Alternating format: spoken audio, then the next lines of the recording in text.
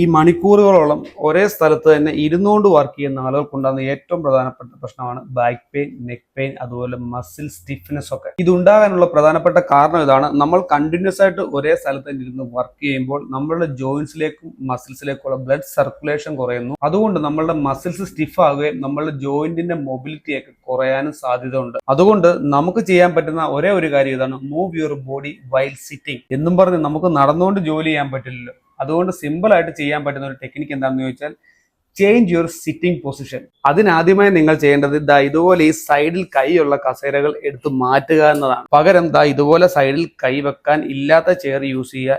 ഇതില്ലെങ്കിൽ നിങ്ങൾ ഉടൻ തന്നെ ഓർഡർ ചെയ്യുക. പ്ലാസ്റ്റിക് ചെയർ ആയാലും മതി. ഓരോ അരമണിക്കൂർ കൂടുമ്പോഴും നിങ്ങളുടെ സിറ്റിംഗ് പൊസിഷൻ ചേഞ്ച് ചെയ്തുകൊണ്ടിരുന്നാൽ നിങ്ങളുടെ ബാക്ക് പെയിൻ അതുപോലെ മസിൽ സ്റ്റിഫ്നെസ് ഒക്കെ നല്ല രീതിയിൽ കുറയാൻ സാധ്യതയുണ്ട്.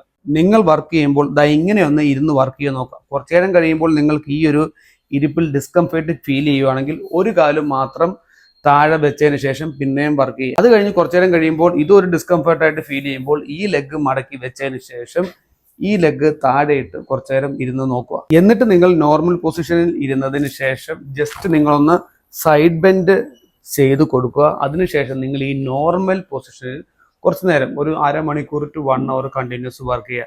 ഇരിക്കുമ്പോൾ പ്രത്യേകം ശ്രദ്ധിക്കുക, നിങ്ങൾ സ്പൈൻ സ്ട്രൈറ്റ് ആക്കി വെക്കാൻ ശ്രദ്ധിക്കണം. അടുത്തൊരു സിറ്റിംഗ് പൊസിഷനാണ്. ഇത് ശ്രദ്ധിച്ചോ, നിങ്ങളുടെ ലോവർ ബോഡി സൈഡിലായിട്ട് ആക്കിയതിന് ശേഷം നിങ്ങളുടെ അപ്പർ ബോഡി മാത്രം മേശയിൽ കൈവച്ചതിന് ശേഷം വർക്ക് ചെയ്യുക.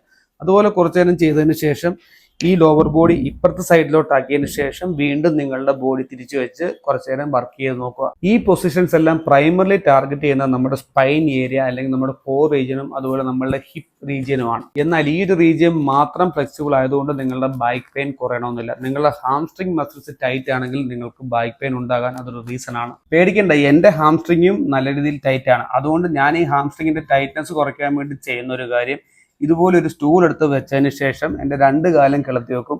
അതിനുശേഷം മാക്സിമം നേരെ ഇരുന്നുകൊണ്ട് കുറച്ച് നേരം വർക്ക് ചെയ്യാൻ ശ്രമിക്കും. നിങ്ങൾ കാല് കിളത്തി വെച്ചിരിക്കുമ്പോൾ പ്രത്യേകം ശ്രദ്ധിക്കേണ്ട കാര്യം, നിങ്ങളുടെ ബോഡി മാക്സിമം മുമ്പിലേക്ക് ഫോർവേഡ് ചെയ്ത് വെക്കുക.